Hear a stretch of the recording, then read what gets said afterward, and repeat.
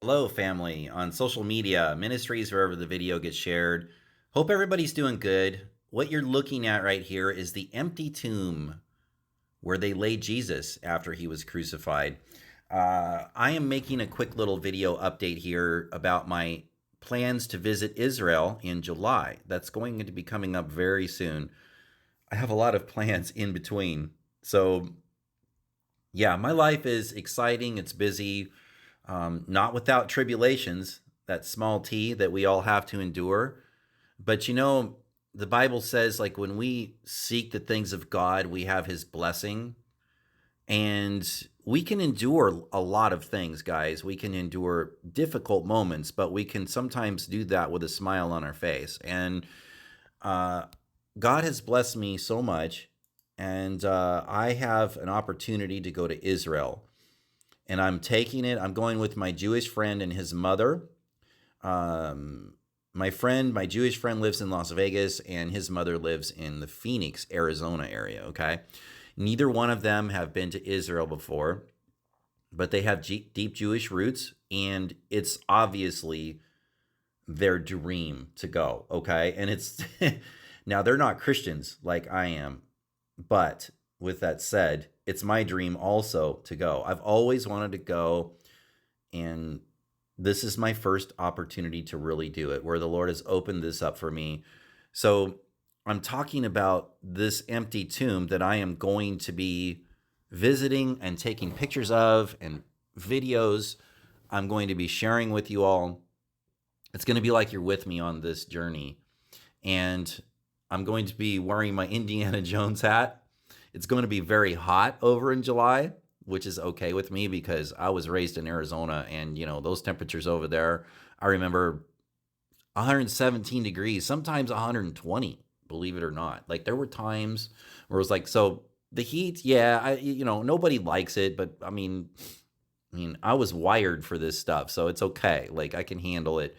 And I'm going to be in Egypt. I'm going to be on the Nile River. I'm going to be on a river boat that's going to be taking us for a couple of nights down the river. And we're going to be stopping in villages and learning about the history of the Nile River. And we're going to be in Luxor. We're going to be looking at the all of those tombs where the pharaohs are their dead bodies are laid to.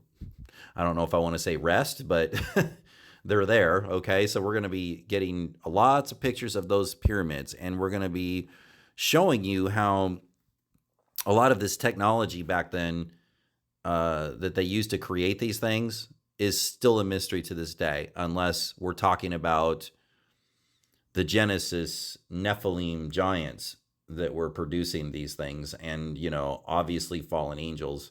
I'm going to be talking a lot about this while I'm on this journey, and we're going to be looking at these gigantic cylinder blocks that were removed out of mountains, and in a perfect rectangular form, removed. And it's like, we don't have the technology to do that today. Okay. Elon Musk doesn't have the technology to do that today. So this is just an example of stuff we're going to be looking at while I'm over there. But obviously, what you're looking at here is the most exciting archaeological monument on the face of the earth to me, is this. Because this is where our salvation lays. This is where our hope lays. This is why our faith in Jesus Christ is the most powerful testimony on the planet. Hands down, all other religions, those founders are all like mummies in Egypt. They're all dead. They're all still in their graves. And you have people following them, blind leaders of the blind, okay? But we're not.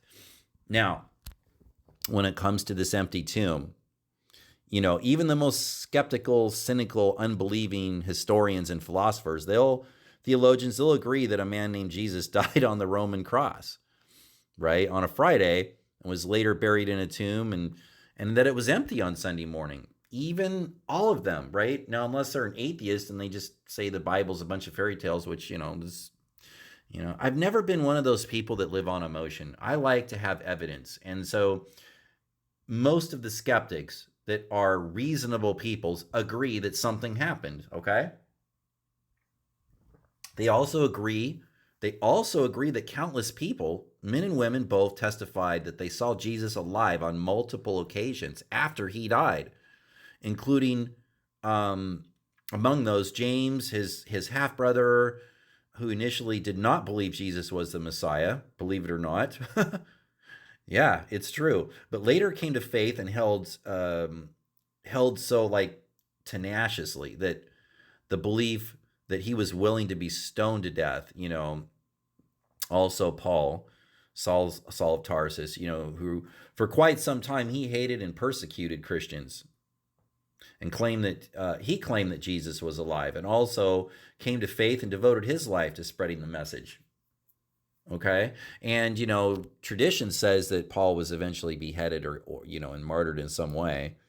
So the question is, like, for all these unbelievers, what's the best explanation of how this tomb came to be empty?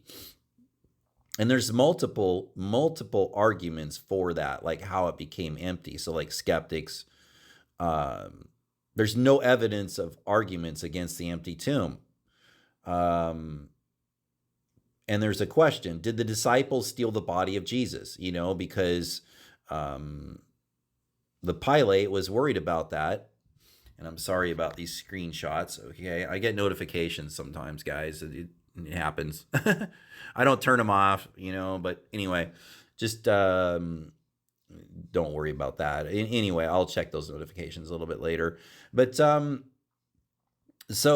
there's some people that argue that the disciples stole Jesus' body, and that, they're not merely dealing with the fact that the tomb was empty, but also that the fact that hundreds of people testified, that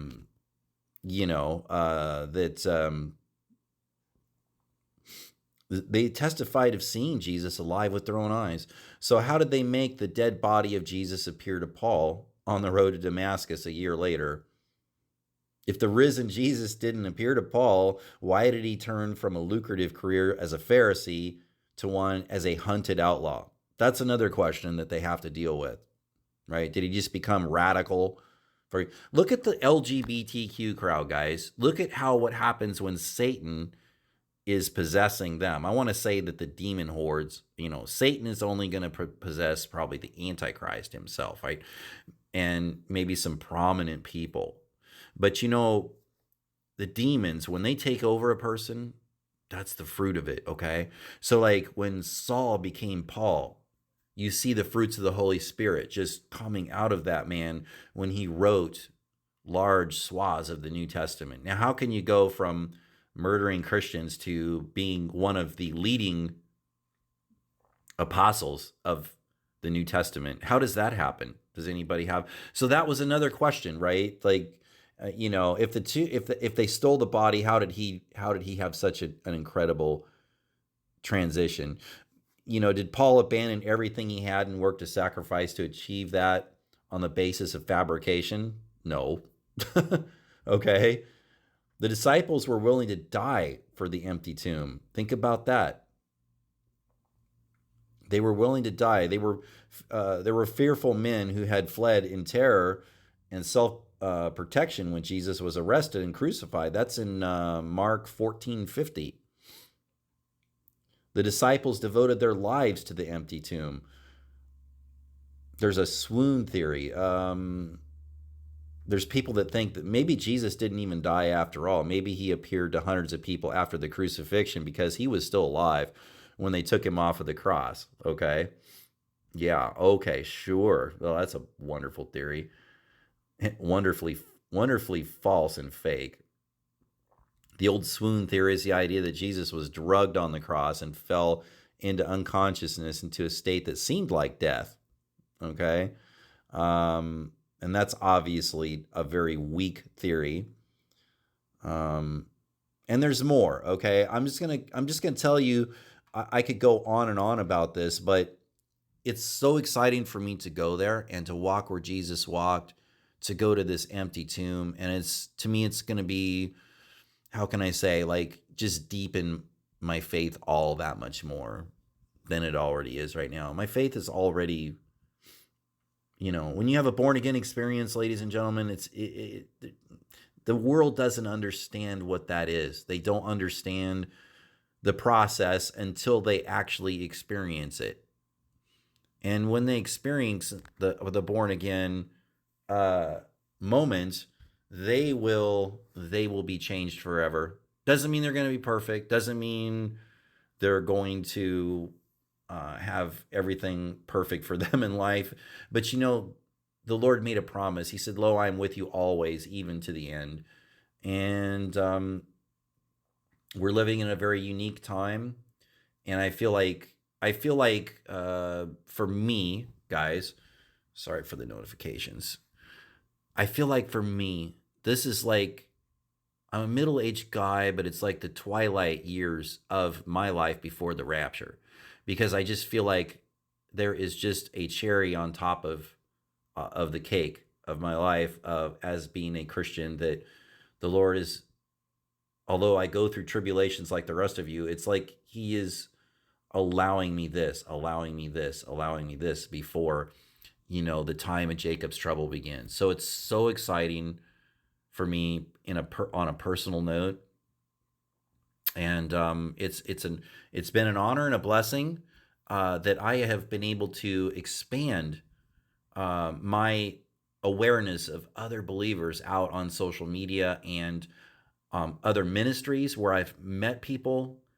And technology is can be used for good, and it's obviously used for evil. But the good part of the technology is being able to meet a lot of you out there who are like-minded, who are born again Bible believing Christians, and even normal people who have not had that born again experience yet, conservative patriots. My Jewish friend in Las Vegas, who's an incredible guy. He's incredible. You mean all of those Jewish attributes of the blessings that God has bestowed upon them? Yeah, I can see it through him. Obviously, like, it's worldly stuff, but it's still he has a mind for business, etc. So, like, all of these people that God's put in my life, what a blessing. What a blessing. And I'm hoping that I can be for others as well. So, all right, guys, that's it for today. I'm going to be on Daniel chapter 5. We'll see what happens. I might try to get that done this evening. That's a great chapter. We're going to be talking about the writing on the wall. And I hope you're ready for that. God bless all of you. Have a wonderful Sunday and a wonderful week ahead.